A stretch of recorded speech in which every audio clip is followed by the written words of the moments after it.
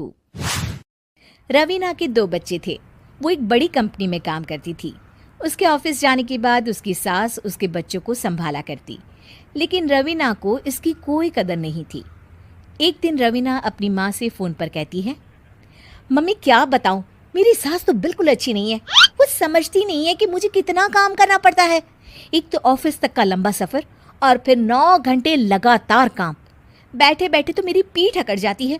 खुद तो सारा दिन घर में मजे करती है, जब मन करा सोए, जब मन किया खाए। तभी उसकी सास वहां आ जाती है।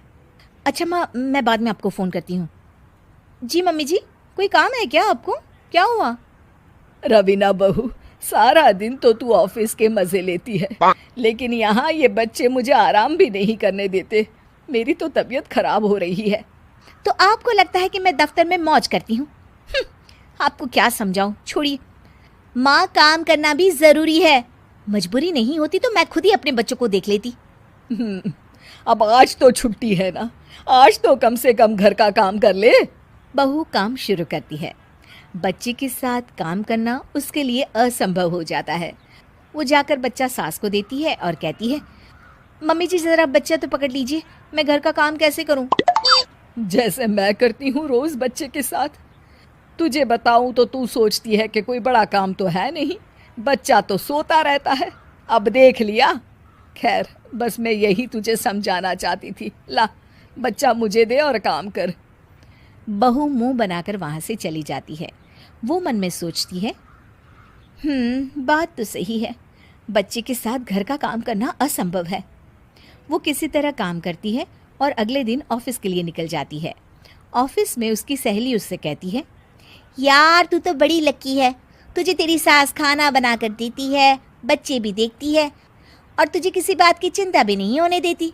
अरे क्या लकी, बदले में मैं उन्हें पूरी कमाई जो दे देती हूँ और अपने बच्चे से दूर रहती हूँ वो अलग।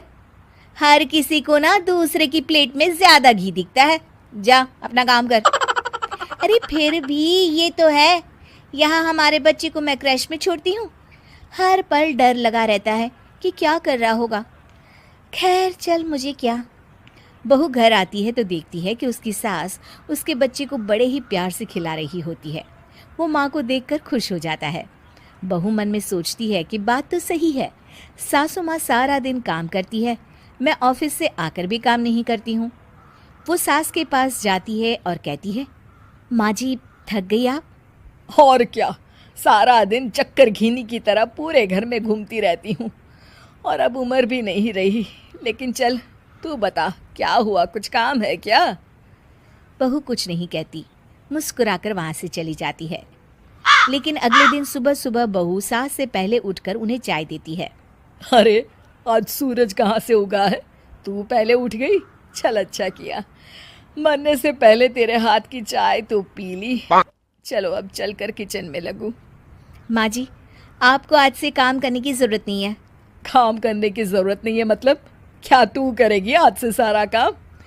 इतने अच्छे तो हमारे नसीब नहीं है भाई। नहीं माँ जी, मैं नहीं करूँगी, ना ही आप करेंगी, बल्कि ये करेगी। तभी वहाँ एक काम वाली बाई आ जाती है। ये कौन है बहू?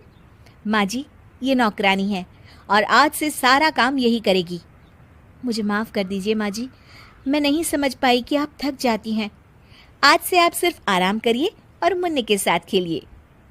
और सास बहू बच्चे के साथ खेलने लग जाते हैं।